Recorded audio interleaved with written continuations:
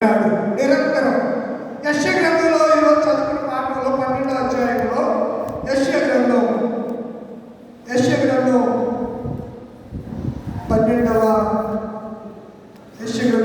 అధ్యాయంలో ఆ దినమున ఏ దినమండి? ఏ దినం? మన దినమా? ఎవరి దినం చెప్పండి. దేవుడు మనల్ని దర్శించిన దినమున, దేవుడు మన రాతి గుండెని మార్చేసిన దినాన్న, నూతన సృష్టిగా మనల్ని మార్చిన దినాన్న. మూడో పాఠంలో కూడా దానికి కలిగి ఉన్న లింకుని జ్ఞాపకం చేస్తాం. చూడండి, కొరింథీయులకు రాసిన 2వ పత్రిక 5వ అధ్యాయం 17వ వచనం 14 నుంచి 21 వరకు చదువు కదా. మరి కాల ఎవడైనా క్రీస్తు యేసునందు వాడు అంటే ఇప్పుడు ఎవరు దేవునిలో నిలిచి ఉంటారో, దేవుని వాక్యము ఎవరిలో నిలిచి ఉంటారో, దేవుడు ఎవరిలో ఉంటాడో వారు ఎప్పుడైతే దేవునిలోనికి వచ్చినప్పుడు, వారు మనసు పొందినప్పుడు ఆ దినమున మీరు ఇలాగ యెహోవా నీవు మా మీద కోపపడితివి, నీ కోపము చల్లారి. మరి ఆదివారం ఏం చెప్పారు? అనుదినము ఎడతెగక ఆయన మన మీద ఎప్పుడునే చెప్పారు. మన అంశపెట్టి వాత్సల్యాన్ని గురించి మన ఆదివారం మనం జ్ఞాపకం చేశాం. ఇప్పుడు దేవుడు చెప్పిన వాత్సల్యము బట్టి దేవునికి ఏం చల్లారిపోయింది? కోపము చల్లారింది. నీవు నీ ప్రవర్తన విషయంలో, నీ యొక్క క్రియల విషయంలో నువ్వు దేవుని అడిగిన విధానాన్ని బట్టి దేవుడికి ఉన్నటువంటి నీ మీద ఉన్న కోపం చల్లారింది. అప్పుడు ఏం చేయాలి? కోపం చల్లారిపోతే నిన్ను స్తుతించుచున్నాను. దేవుడు ఏం చేయాలి? దేవుడు మనం ఏం చేయాలి? స్తుతించాలంట. నీవు నన్ను ఆదరించి ఉన్నావు. దేవుడిని మనం ఏం చేస్తాం? ఇస్తూ ఉంటే దేవుడు మనం ఏం చేస్తాడు? ఆదరిస్తాడు. చాలా మందికి ఆదరించేవారు కరువైపోతూ ఉంటారు.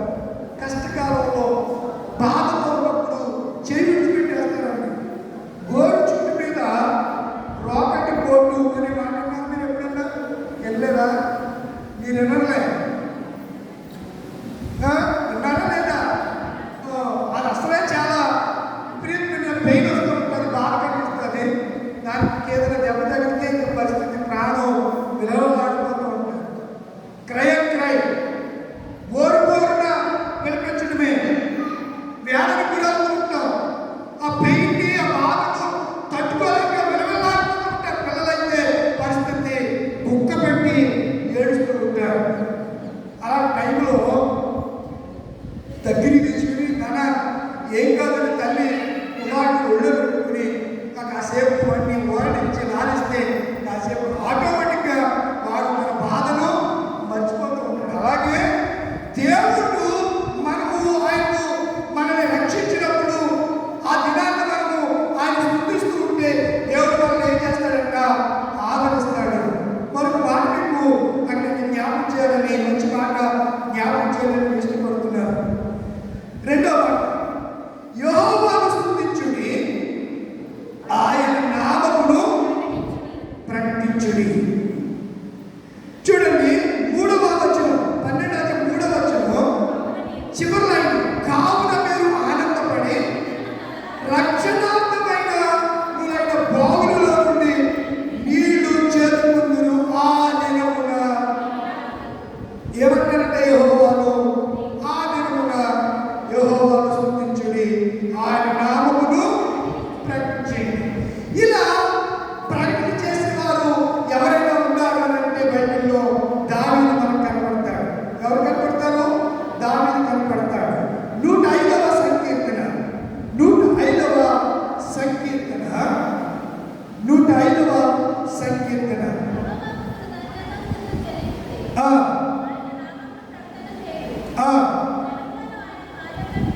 జనములలో ఆయన కార్యములను తెలియజేయండి,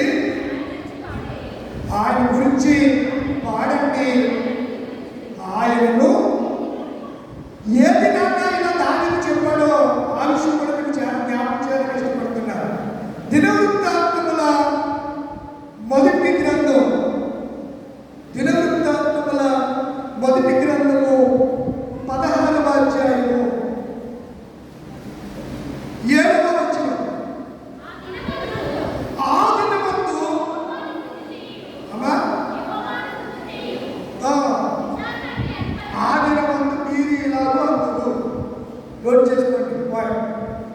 రెండవది ఆ దినమందు యెహోవాను ఏ దినం?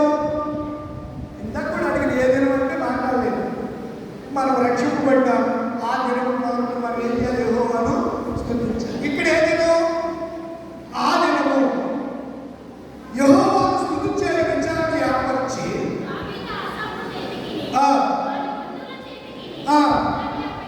దానిని అప్పగించాడు. ఇవే మాటలు మీరు 105 చదువుతారు. ఉన్నాయా? ఒకడు దినవృత్తాంతాల్లో చదివితే ఒకడు 105 కీర్తన చదవాలి. అప్పుడు మీకు క్లారిటీగా అది సందర్భం ఏంటి, ఇది సందర్భం ఏంటి అర్థమవుతుంది.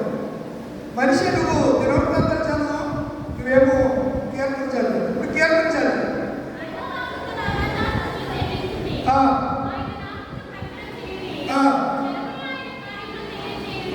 మనం చదువు ఎంతో చదువు చదివేది ఒకేలా ఉందండి. చెప్పరండి ఎందుకు ఉంది అలాగే? ఒకే పదాలు దేవుడు 2 చోట్ల 2 గ్రంథాల్లో, కీర్తన గ్రంథంలో రాశాడు, దినవృత్తాంత గ్రంథంలో కూడా రాయబడింది. ఇప్పుడు ఆ దినం అంటే ముందు ఆ దినం మీరు నాగంతులు ఏ దినము? మనకు నూతనపరచబడిన దినము అని మీకు జ్ఞాపకం చేశారు. ఇది ఏ దినము అనే మాట కూడా నేను మీకు జ్ఞాపకం చేయాలని ఇష్టపడుతూ ఉన్నాను. నూతన పరచుము దేవా నీ కార్యములు నా ఎడల. నూతన పరచుము దేవా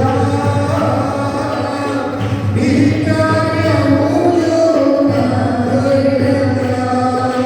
సంవత్సరాలెన్నో జరుగుచున్నను, నూతన పరచుము నా సమస్తము.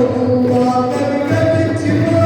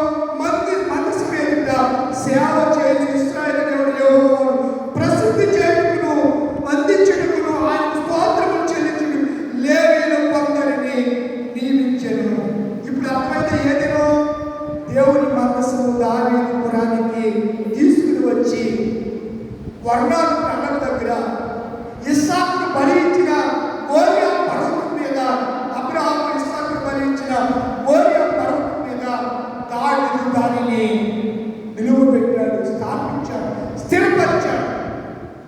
వారి వారందరికీ జ్ఞాపకం చేశాడు. అభినాదాబు ఇంటిలో ఉన్నటువంటి మందసాన్ని ఒబెద్యెము ఇంట్లోకి వచ్చింది. ఒబెద్యెము ఇంటిలో ఉన్న మందసాన్ని భుజబలి మీద మోసుకుంటూ దావీదు పురానికి దానిని తీసుకుని వచ్చిన దినమున ఆ దినమున స్తుతించే విచారణను జ్ఞాపకపరిచి ఆసాపు చేతికి వారి బంధువుల చేతికి దానిని దావీదు అప్పగించి ఆ స్తుతి మీద స్తుతి చేయడం కూడా ఒక పాట పాడడానికి ఒక విధానం ఉండాలండి. ఒక లయ ఉండాలి, ఒక ట్యూన్ ఉండాలి, ఒక రాగం ఉండాలి. ఎలా పడితే అలా పాడడం కాదు. మీరు కీర్తన గ్రంథంలో పైన రాగాలు ఉంటాయి, చూసారు ఎప్పుడన్నా? చూడలేదా? ఏ రాగంలో పుస్తకం తీసుకోకుండా బైబిల్ చూడకుండా ఏదో ఒక రాగం నేర్చుకోండి. బైబిల్ తీసుకోకుండా చెప్పాలి. ఆసక్తిగా చెప్పాలి.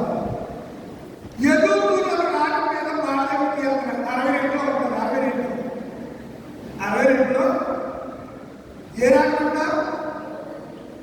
ఏ రాగం? ఎదుగుతును అని రాగం మీద. ఇంకే రాగం కనపడలేదు ఏమా? ఇంకే రాగం కనపడలేదా? 3 రాగాలు ఉన్నాయి.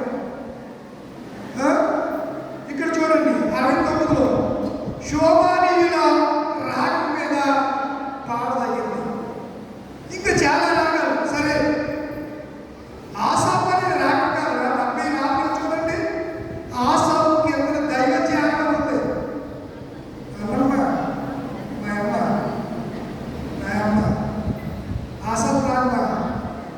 ఆసాపు రాగం బైబిల్లో లేదు కదా. ఏ రాగం ఉంది అక్కడ? ఆసాపు చూడండి 74లో ఫుట్నోట్లో ఏ కీర్తనది? అంతేగాని ఆసాపు కీర్తన కాదు. ఆసాపు అనేది గాయకుడు. అతని చేతికి, అతని బంధువుల చేతికి మీరు మీటింగ్లో ఫైర్ ఉంటుంది. ఫైర్కి ఎవరుంటారు? చెప్పండి. ఫైర్ మాస్టర్ ఉంటాడండి. ఎవరుంటారు? మీ ఇష్టపడిన సంఘంలో సాక్షి కదా. మీరు ఎప్పుడు ఎక్కాలో ఎప్పుడు తెచ్చాలో మీకు తెలియనప్పుడు ఆ చేతులతో సైకిల్ వేస్తూ పాడండి, మీరు పాడండి, మ్యూజిక్ వచ్చింది మీరు ఆగండి అని చెప్పి ఫైర్ మాస్టర్ ఏం చేస్తాడు? అలాగే మిరియాము కూడా తమ్ముడు తీసుకుని పాట పాడింది. ఎప్పుడు పాడిందో చెప్పాలి మీరు. మిరియాము తమ్ముడు తీసుకుని పాట పాడింది. ఎప్పుడు పాడిందో చెప్పాలి.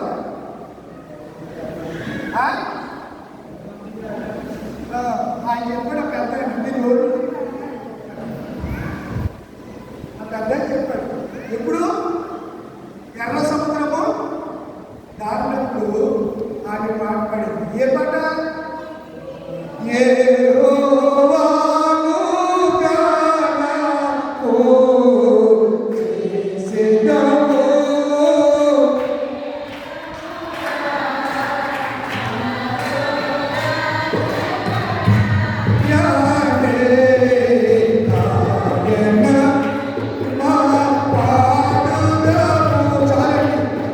ఎప్పుడు పాడింది మీకు చెప్తున్నాను. నిర్గమాకాండం 15వ అధ్యాయం